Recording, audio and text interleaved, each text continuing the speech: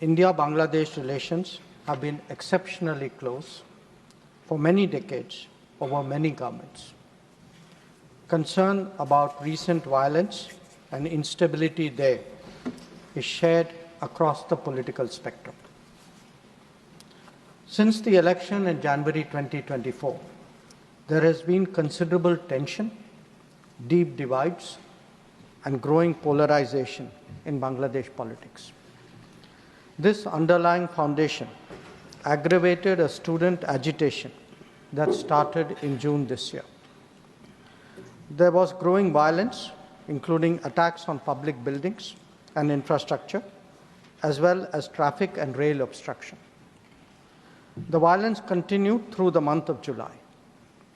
Throughout this period, we repeatedly counseled restraint and urged that the situation be diffused through dialogue. Similar urgings were made to various political forces with whom we were in touch.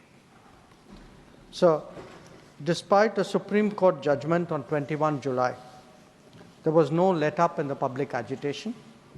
Various decisions and actions taken thereafter only exacerbated the situation. The agitation at this stage coalesced around a one-point agenda, that is that the Prime Minister, Sheikh Hasina, should step down. On 4th August, events took a very serious turn. Attacks on the police, including police stations and government installations, intensified even as overall levels of violence greatly escalated. Properties of individuals associated with the regime were torched across the country. What was particularly worrying was that minorities, their businesses and temples also came under attack at multiple locations. The full extent of this is still not clear. So, on 5th August, demonstrators converged in Dhaka despite the curfew. Our understanding is that after a meeting with leaders of the security establishment, Prime Minister Sheikh Hasina apparently made the decision to resign.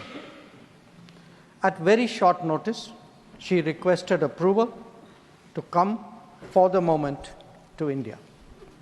We simultaneously received a request for flight clearance from Bangladesh authorities. She arrived yesterday evening in Delhi. The situation in Bangladesh, sir, is still evolving. The Army Chief, General Waqar-uz-Zaman, addressed the nation on 5th August. He spoke about assuming responsibility and constituting an interim government. We are in close and continuous touch with the Indian community in Bangladesh through our diplomatic missions. There are an estimated 19,000 Indian nationals there, of which about 9,000 are students. The bulk of the students, however, have already returned to India in the month of July on the advice of the High Commission. In terms of our diplomatic presence, in addition to the High Commission in Dhaka, we have Assistant High Commissions in Chittagong, Rajshahi, Khulna and Sylhet. It is our expectation that the host government will provide the required security protection for these establishments.